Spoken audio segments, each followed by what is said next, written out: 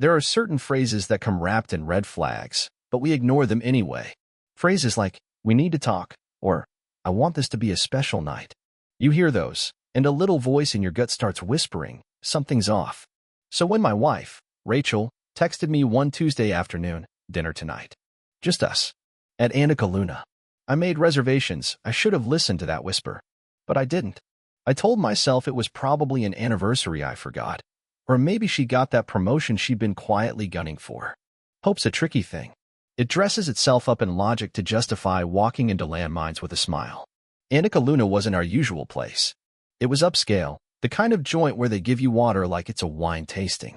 You know the type: low lighting, olive trees and clay pots, waiters who call you sir like you own a yacht. She never picked that place. Not for birthdays, not for date nights. Definitely not for random Tuesdays.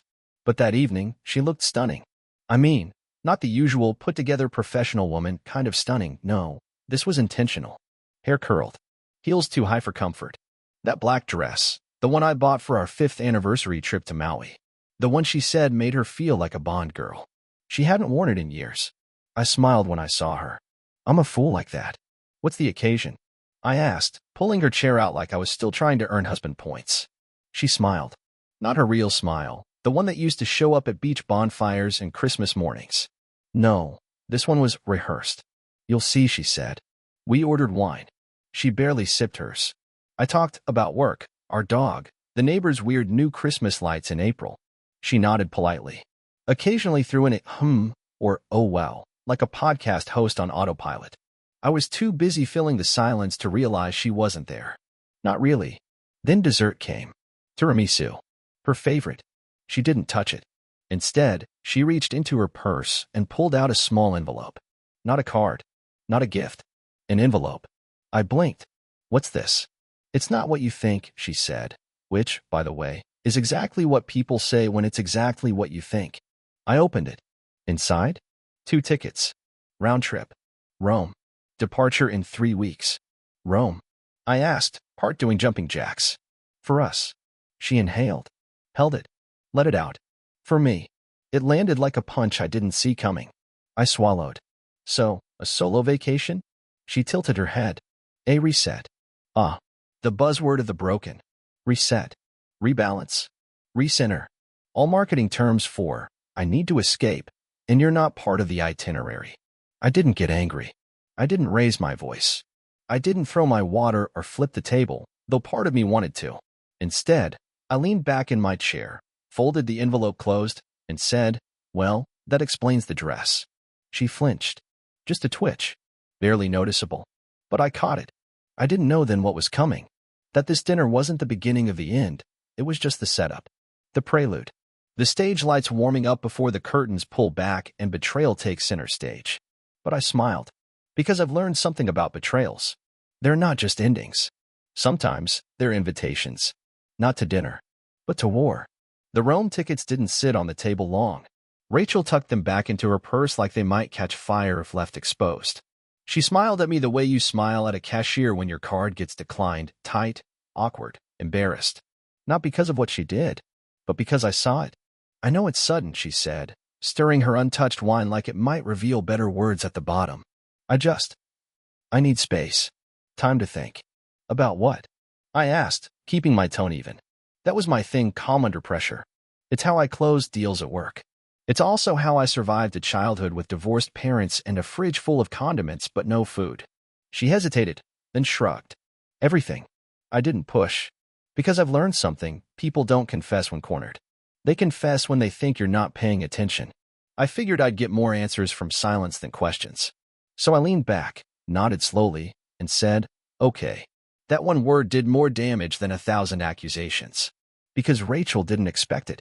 She was braced for a fight, tears, yelling, drama. Instead, she got surrender. Or what she thought was surrender. But I wasn't surrendering. I was watching. Waiting. Because deep down, I knew something was wrong. Not just we drifted apart, wrong. More like there's a second toothbrush in our bathroom, and I didn't put it there, wrong. You don't book a solo trip to Rome unless you're running towards someone. Or away from someone else.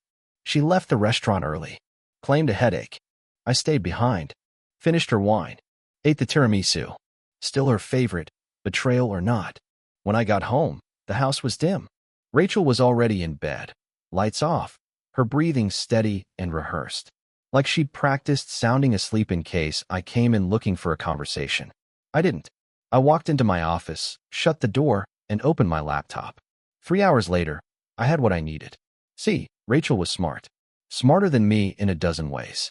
But tech-savvy? Not so much. She used the same password for everything. My birthday. Irony's a beautiful thing. I started with her email. Nothing obvious. Lots of travel newsletters, Pinterest boards about Roman villa escapes, and packing light for love. Yup, that last one stung. Then I checked her cloud storage. That's where I found it. A folder buried under layers of vacation receipts and PDFs of old resumes. The title? Work Docs. Because nothing says, "Don't look in here," like pretending it's about spreadsheets. Inside were photos, screenshots, a video clip, and a name I didn't recognize, Daniel. First photo, Rachel in front of a mirror, lips parted like a whisper. Taken in a hotel I didn't recognize. Dated 2 weeks ago, the same weekend she claimed she was visiting her sister in Napa. Second photo, her hand, laced in someone else's. You couldn't see his face, but you could see the tattoo. A compass on his wrist. I zoomed in. Enhancements weren't needed. It was clear. Whoever Daniel was, he had a compass pointing somewhere far from me. I shut the laptop slowly. Sat back. You'd think this is where I'd break down. Scream. Cry. Something cinematic. But no. I just stared at the wall. Not angry. Not heartbroken. Just awake. For the first time in a long time. I could feel it coming. The unraveling. The truth. The next part. And I wasn't going to stop it. I was going to follow it, breadcrumb by breadcrumb, until I reached the fire. Because if Rachel wanted a reset, I was happy to oblige. She'd just forgotten one thing. I don't play fair. I play smart. People say the truth sets you free. That's only half right. It sets you free, sure, but first it drags you down, tears off your blindfold, and drop kicks you into cold reality. Freedom never comes wrapped in comfort. It comes in the form of a compass tattoo on a stranger's wrist, hugging your wife in a hotel mirror. Daniel. I didn't know who he was yet, but I knew what he was, a symptom of something Rachel had been hiding for months, maybe years. And now, it was my job to diagnose it. By morning, Rachel was already gone. Left a note on the counter like she was some character in a coming-of-age indie film. Went to yoga. Be back later. Don't forget to water the ficus. The ficus. That was rich. I watered it. Then I opened my laptop again. I knew better than to confront her now. No, that's what guys in movies do. The guy in this story, he takes his time. He lets the fire breathe before he throws on the gasoline. So I dug deeper. Rachel had a separate cloud drive. I found it through a recovery email she never updated, an old college address we both used to prank each other with. One password reset later, I was staring at a gold mine. Screenshots of texts. You make me feel like I'm not invisible. Rome will be ours. Does he suspect anything? That last one made me laugh. Loud enough to scare the ficus. But the best piece of evidence? A booking confirmation. Hotel Aurelia, Rome. 2 guests. 1 room. 3 weeks from now. I sat there, absorbing it all. And the weirdest part? I wasn't surprised. I wasn't even angry. I was relieved. Because finally, I had proof that I wasn't crazy. You ever been gaslit for so long, you start apologizing to furniture? That was me, 3 months ago. Now, I felt like I'd just emerged from a long, silent tunnel, blinking into daylight. But here's where it got interesting. I didn't print the emails. I didn't forward the photos.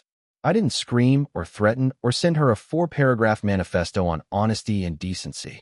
Instead, I did something different. I called an old friend. Ryan. I said. He answered mid-bite. Yo, you know it's Saturday, right? I need a favor. That sounds sketchy. I'm in. Ryan's a private investigator now, but we used to be college roommates. He's the kind of guy who once forged a parking permit to avoid a $60 fine, and then went on to make 6 figures tailing CEOs and cheating spouses. I gave him Daniel's first name, the hotel info, the compass tattoo, and the time frame. Give me 3 days, he said. You want photos? No, I replied. I want everything. 3 days later, I had a file thicker than a diner menu. Daniel Myers. Divorced. 41. Corporate consultant, whatever that means. Lives in Portland. Travels often for strategy sessions. Instagram account full of gym selfies and vague quotes like, "Be the storm." But the real kicker? Rachel wasn't the only woman he'd stormed through. There were others. Two, at least. A woman in Dallas. Another in Chicago. He wasn't just cheating with my wife. He was cheating on her, too. Let that marinate for a second. Rachel had traded in her stable, dependable, occasionally boring husband for a walking motivational poster with commitment issues. And she had no idea. I stared at the photos of them at a coffee shop. Smiling. Close. Her hand on his knee like she owned the leg. She thought she'd won. That Daniel was her fresh start. Her midlife makeover with abs and stubble. But I had news for her. She'd booked a one-way ticket to disappointment. And I was done sitting in the shadows. The time for patience was almost over. Almost. Because before I played my hand, I had one more move to make. One that would hit her where it hurt most, not in her heart, but in her ego. There's a special kind of silence that follows betrayal, not the kind you get in arguments or during a breakup, but the stillness that comes when the pieces finally click. It's the quiet before the retaliation. The moment you stop bleeding and start building. That morning, I sat at the kitchen table with a file full of evidence, a ficus I didn't care about, and a plan that was starting to taste like victory. Rachel was in the shower. Steam wafted down the hallway like the ghost of her decency. I poured a coffee, sat down, watched the steam curl up from the cup, and thought to myself, she has no idea. And that's exactly how I wanted it. See, I wasn't interested in revenge the way movies sell it. No grand confrontations. No screaming in public or chasing down cars in the rain. No, I wanted something cleaner, smarter, something she'd never see coming until it was already done. Rachel's ego had grown legs. She thought she was the clever one in this story. She thought she was slipping away, unnoticed, into the arms of a man who probably referred to himself as alpha in group chats. But that's the thing about people who lie well, they get sloppy when they think they've won. That's where I came in.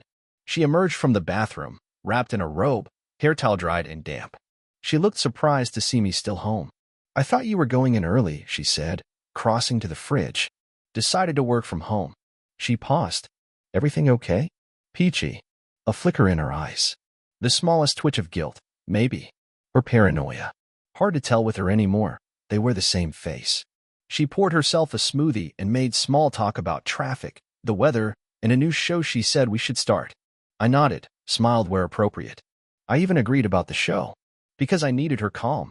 I needed her still dreaming that Rome was waiting with roses and fountains, not receipts and fallout. By that evening, I'd finished prepping the bait. I didn't hack anything.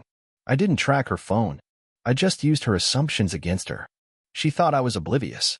That I didn't know Daniel existed, much less that I'd seen the photos, read the messages, and watched the short video clip where she told him, he still thinks I'm just going on a soul-searching trip. Cute. So I wrote an email. One she'd find in a few days, if she was paying attention. I drafted it from my personal account and saved it in my drafts folder. Title, to Rachel, in case you care about the truth. Inside was a neat little summary. Nothing dramatic. Just timelines, screenshots, a quiet breakdown of every lie she'd told since New Year's Eve, and a final line that read, "By the time you read this, everything will be in motion." She wouldn't see it yet. Not today. Not tomorrow. That was part of the trap. Because while she was planning to fly to Rome with Daniel, I was making sure the runway collapsed beneath them. The first move was financial. I met with my lawyer, an old college buddy named Ethan who had the charm of a golden retriever and the precision of a scalpel. We'd drawn up papers for legal separation a month ago, just in case. Now we expedited them. Rachel's half of our joint account was emptied the same afternoon she thought I was grocery shopping. I wasn't. I was at the bank. I left enough to cover the mortgage. Not because I'm nice. Because I'm strategic. She'd find out about the money when the hotel in Rome asked for her card, and it declined. Or maybe when she tried to grab a latte at JFK, and the barista gave her a confused shrug. Either way, the lights were going off on that fantasy before her boarding pass warmed in her pocket. The second move was professional. Rachel worked in HR at a mid-sized firm that prided itself on discretion. What they didn't know was that she'd used company resources on company time to book parts of her getaway with Daniel. Emails, company laptop, even requested PTO under the name of a fake industry retreat. Her mistake was syncing her personal email to her work device. One click too many, one auto login, and suddenly her whole itinerary was visible from the desktop. Ethan drafted a summary of that, too. No revenge porn. No public humiliation. Just facts, cold, clean, factual documentation. I sent it anonymously to her supervisor. That's the trick with leverage. You don't have to use it. You just have to let it exist in the right inbox long enough to make someone nervous. The third and final move? A dinner reservation. Saturday. Same restaurant where she'd first told me she was just going to Rome to clear her head. I made the reservation for 2. Sent Daniel the invite from a dummy email. I knew his calendar was wide open. I'd seen it. Rachel had forwarded the itinerary to herself, and it included all their plans. Dinner, hotels, walking tours. So I picked one of the nights he was supposed to be with her and booked him at the same place, same table. Only this time, I'd be the one waiting for him. And Rachel? She'd be waiting at the gate when TSA flagged her one-way international ticket and realized it was booked under a name that didn't match the credit card used. Turns out, Daniel used his assistant's corporate card for the flight. She found out. HR found out. Everyone was finding out. The dominoes were lined up. I didn't need to push them anymore. Just walk away. That night, Rachel came home late. Smelled like lavender lotion and lies. She kissed me on the cheek, told me she was going to bed early. I nodded. Sleep well, I said. She paused. Something in my tone, maybe. Are we okay? She asked. I smiled, calm and slow. Rachel, I said. We're perfect. And in a way, we were. Because in 3 days, her world would crack. And I'd be the one handing out the umbrella. 3 days. That's all it took. 3 days for an entire life to tilt on its axis and start collapsing under the weight of its own lies. Not mine, of course. I built mine on boring things like trust and loyalty. Hers? That was built on vacation filters and lipstick promises, pretty, fragile, and not made for weather. The first tremor hit on a Thursday morning. Rachel was at the kitchen island, sipping her usual green smoothie that tasted like blended garden mulch and self-righteousness. Her phone buzzed. Once. Twice. Then again. She looked down. Then she froze. I sat at the table, slowly buttering toast like a man with nowhere to be. She stared at the screen, then back up at me. Did you change the bank password? I chewed. Swallowed. No. She blinked. It's saying our joint account's been restricted. Oh.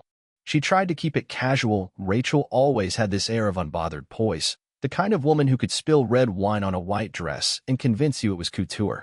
But that day, her hands trembled just enough to make the smoothie slosh. I'll call them later, I said, standing and walking past her with my plate. Might be a glitch. Might be, she echoed, voice too high-pitched for comfort. She didn't say anything else. Not then. She needed to believe it was a banking error. A computer hiccup. Not a message. Not a signal that things were unraveling. But they were. Because by lunch, tremor number 2 had arrived, this time from her job. She'd gone into the office, dressed in her navy blue blazer that she called her promotion jacket. I watched her leave, calm as ever. The moment the door clicked shut, I opened my laptop. 5 minutes later, I got the ping. Email opened. Attachment viewed. That was the anonymous tip I'd sent to her supervisor. Screenshots of her personal messages accessed from the company laptop. Her wellness retreat that just happened to coincide with a romantic getaway with Daniel Myers. Company time. Company tech. I didn't want her fired. I wanted her questioned. I wanted her squirming in a conference room under fluorescent lights while her boss asked if she really thought using corporate PTO to cheat on her husband was in alignment with HR values. The fallout wasn't instant, but the cracks had started forming. I didn't hear from her all day. No texts. No passive-aggressive emoji updates. Just silence. Which meant trouble. She came home late, didn't greet me with the usual, hey babe, just dropped her bag and headed upstairs like a woman whose career had just hit a pothole. She didn't speak a word at dinner. I didn't press. I just passed the salt. Let the silence hum between us. That night, after she went to bed, I pulled up the email again, the one sitting in my drafts. The one titled, In Case You Care About the Truth. Still untouched? Still waiting. I thought about sending it. Then I smiled. Not yet. Because I wasn't done. Friday, tremor number 3 hit. Daniel. He called her during breakfast. I watched the screen light up from across the kitchen. His name flashed on her lock screen like a neon mistake. Daniel Myers. And then, underneath it, incoming FaceTime. She declined the call. Her face went tight, like a drum stretched too far. He called again. Declined. This time, she turned her phone face down and said nothing. Didn't explain. Didn't lie. just sat there eating eggs she didn't taste. I knew why. Daniel had gotten my little gift. See, the restaurant reservation wasn't just a table for two. It came with a hand-delivered envelope, handed to him personally by the hostess. Inside, a photo of Rachel with him, and a photo of Rachel with me. A short letter, anonymous, civil, but clear. It read, "You're not the only one. She's been playing both sides. Check her cloud account. Folder marked, work docs. You'll find what you're looking for." He did. I know because Ryan called me an hour later. Our boy just blocked her on everything. Phone, socials, you name it. His assistant told me he canceled his Rome trip too. I grinned. Good. You still want me to send the rest? No. Let her wonder. By Friday night, Rachel was unraveling. Quietly. Elegantly. Like a woman who dropped a wine glass and was too proud to admit she heard it shatter. She tried to bait me at dinner. "You've been quiet this week." I nodded. "Just been thinking." "About?" I smiled. "Rome." She flinched. A small, sharp twitch, like a poker player caught bluffing on a bad hand. "Oh, I was just wondering," I said casually, "what you'll pack." Her lips parted, then closed, then parted again. She didn't ask how I knew. She knew that I knew. And now? The floor beneath her was gone. The final move came Saturday morning, one day before the flight. Rachel didn't sleep much the night before. I heard her pacing, whispering into the phone in the bathroom, hissing things like, "Just call me back," and "We need to talk." Daniel never did. By dawn, she looked pale, tired, like a woman who couldn't find her escape hatch. Perfect. We were supposed to go to brunch that morning, one of those reconnect before my solo trip charades she planned. But when she walked into the kitchen, she saw something waiting on the table. A manila envelope. The same kind I'd kept hidden for weeks. Inside, every photo, every message, every detail of her affair. A copy of the email I never sent. A printout of the hotel booking with Daniel's name. And on top of it all, a single, handwritten note. "Rachel, I hope Rome is everything you deserve. M." She stood there, staring at it. Her hands didn't move. She didn't speak. I walked past her, coffee in hand, calm as ever. "By the way," I said, pausing at the door, "the ficus died. Thought you should know." Then I left. Because when a house of cards collapses, you don't stand in the wreckage. You walk away. And let the wind finish the job. You'd think the note would be the finale, the emotional crescendo, the curtain call. But Rachel's story didn't end with that manila envelope. No, it started there. Because nothing unravels faster than a liar's narrative once the truth is out in the open. The day after I left that folder on the kitchen table, I went off-grid. Not in the spy movie sense, no fake passports or burner phones. Just me, a bag, and a long drive north to my cousin's cabin near Lake Arrowhead. No reception. No Rachel. Just pine trees and silence. Exactly what I needed. I didn't check my phone for 2 days. When I finally did, I had 14 missed calls, 6 voicemails, and a slew of texts from a woman whose world had just been introduced to gravity. "Logan, we need to talk. Please don't ignore me.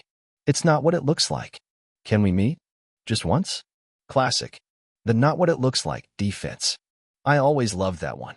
As if photos, videos, timestamps, and plane tickets were just misunderstood metaphors. I didn't reply. She followed it up with one more. I was confused. "I made a mistake, but we can fix this." Can we? The short answer? No. The longer answer? I was already working on my exit plan, and she wasn't part of it. When I finally came home on Tuesday, the house was quiet. Eerily so. Rachel was sitting on the couch in sweats, no makeup, her hair pulled back. She looked like a version of herself I hadn't seen since college, the one who used to steal my hoodies and eat cereal straight from the box. She looked small. "Hey," she said, standing. "Hey," I replied, setting my keys on the table. She started to say something, stopped, then tried again. "I didn't go to Rome." "I know. You left that thing. That thing is called the truth." She winced. "Can we sit?" "We can. But it won't change anything." She sat first. I stayed standing. "I messed up," she said. I didn't respond. I don't have an excuse. I could make one. I could say I felt neglected or lonely or whatever else people say when they burn down their own homes. But it wouldn't be true. I was just selfish. That almost got me. Almost. But the thing about apologies from cheaters? They're not about healing you. They're about relieving themselves. She looked up at me. "Do you still love me?" Wrong question. I sat down across from her. Not close. Not forgiving. Just enough to be polite. Rachel, I said, voice calm, love doesn't survive this. It can survive boredom, routine, even resentment. But betrayal. I shook my head. That's where it drowns. Tears welled in her eyes. I didn't flinch. She reached out, as if to touch my hand, then stopped. I thought I wanted something new. Something exciting. But it wasn't real. None of it was. Daniel, he ghosted me. He didn't even bother to reply. I was just a distraction to him. That's poetic, I said. You traded a marriage for a man who didn't even give you a goodbye. She covered her face, exhaled. I know I don't deserve another chance, but I'm still asking for one. I stared at her. Not with hatred, not with affection. Just that blank kind of look you give to someone at a distance, a stranger who resembles someone you used to know. You didn't just lie to me, I said. You made me doubt my own instincts. You let me think I was paranoid, insecure, controlling, when all along, I was right. You gaslit me, Rachel. You smiled in my face and told me I was imagining things while you were planning your grand escape. I know. No, I said. You don't. You don't know what it's like to wake up next to someone who's already halfway gone. To kiss someone who's saving her real smile for someone else. You don't know what it's like to realize that the person you trusted most was rooting for your replacement. She began to cry, shoulders shaking quietly. But I didn't reach out. That part of me? Gone. I've talked to a lawyer, I said. We'll handle this amicably. I'm not out to destroy you. I just want out. You'll get what's fair. But not more. She nodded slowly, a fresh wave of tears slipping down. And the Rome ticket? I added. You can frame it. A souvenir. A reminder. Of what? She didn't ask. She didn't need to. She already knew. I stood. She didn't follow. I walked upstairs, packed the rest of my things, and left the house that used to feel like home. That night, I stayed at a hotel near my new office. Slept like a man with no more ghosts. And for the first time in months, no dreams, no doubt, no Rachel, just peace. The thing about betrayal is, it never really knocks just once. Even after the papers are signed and the keys are handed over, it lingers. In half-used shampoo bottles. In the coffee mug she never washed. In the ghost of a perfume you used to love before it became the sin of lies. I was staying in a short-term rental downtown. Just a one-bedroom above a bookstore, the kind of place where you sleep light and drink too much coffee. It wasn't home, but it was quiet, and more importantly, Rachel-free. But like I said, betrayal doesn't always knock. Sometimes it just walks in with the spare key you forgot she still had. I came home late one night, grocery bag in hand, only to find the lights already on. And there she was, Rachel, sitting at the kitchen table, looking smaller than I'd ever seen her. What are you doing here? I asked, calmly, because I was done raising my voice for someone who couldn't hear me in the first place. I had to see you, she said. One last time. I set the bag down. You picked the lock? She lifted my spare key from the table. You gave me this. Back when we trusted each other. That version of me doesn't live here anymore. She took that like a slap, but she stayed seated. I've been going to therapy, she said, like that was a magic word that made adultery go away. I've been trying to understand why I did what I did. And I think I just wanted to feel powerful again. Like I had something of my own. Something exciting. I didn't realize I was gambling with the only thing that ever truly loved me. That one made me pause. It wasn't a good excuse. But at least it wasn't a fake one. I'm not coming back, I said gently. I know, she whispered. But I just wanted to tell you something. She reached into her purse and pulled out a folded piece of paper. I was going to send it, but I figured I owed it to you to say it instead. She unfolded it, but didn't read from it. I never stopped loving you. I just stopped deserving you. For a moment, the room held its breath. And for the first time since this all began, I saw her not as a villain, or a liar, or a coward, but as a broken person who'd finally realized what she shattered. I believe you, I said. And I meant it. But it didn't change anything. Leave the key on the table, I said. She nodded, stood, and walked to the door. Before she left, she turned and asked, Will you be okay? I smiled. I already am. She closed the door behind her. And just like that, the ghost was gone. I won't pretend I rebuilt my life overnight. Heartbreak doesn't work that way. You don't just vacuum betrayal out of the carpets and call it healing. But I started. I found a new apartment. Bought furniture that didn't come with shared memories. Got a dog, Oscar, a rescue with anxiety and trust issues. Fitting. I reconnected with friends I'd neglected during my Keep the Marriage Alive era. Turns out, people had missed me. Or at least the version of me that wasn't constantly defending the woman cheating on him. I even took up cooking. Real cooking. The kind with smoke alarms and swear words I promised not to say. It felt good to burn something and not have it be a relationship. Therapy helped too. One session, my therapist asked, if you could tell your old self one thing, what would it be? I said, you were right to feel it slipping away. Don't let love blind you into silence. He wrote that down like it mattered. And I guess it did. Because every week, I started talking a little more. Sleeping a little easier. Laughing without checking if it was allowed. I was healing. And for once, I wasn't rushing it. You'd think Daniel would be a footnote in this saga. A name on a receipt. A mistake Rachel regretted on long drives. But no. He emailed me. Yep. 2 months after the divorce was finalized, I opened my inbox and there it was. Subject, from one man to another. I almost deleted it. But curiosity? She's a loud one. Here's what it said. Logan. I don't expect forgiveness. I didn't know she was still married when we met. I didn't ask. That's on me. But I found your letter. The one you left at the restaurant. And I have to say, respect. You handled it like a man. Not just any man. A rare one. I never responded to her because I saw who she really was after you showed me. And I saw who you were, too. I hope life's treating you better now. You deserve that. Daniel. I stared at the screen for a long time. Then I closed the laptop. No reply. Not because I was angry, but because some things don't need words. Some wins are silent. It's funny. You think the worst day of your life is the one where the truth hits you like a brick wall. But it's not. The worst day is the one before that, the day you were still being lied to and believing it. Because that's the real tragedy, not the betrayal itself, but the time you wasted doubting yourself. But eventually, the storm passes. You stop keeping score. You stop wondering if she's sorry. You stop checking your phone, waiting for apologies. You just breathe. You live. You take the dog for a walk. You learn to cook. You meet new people. You laugh again, really laugh, the kind that echoes without guilt. And maybe one day, you meet someone who doesn't smell like lies and exit strategies. Someone who holds your hand without hiding their phone. Someone who knows your scars and never treats them like roadblocks. But even if you don't, you're okay. Because you stood in the ashes. And you built something better. Not out of rage. Not out of revenge. But out of truth. And that's a better ending than she ever gave you.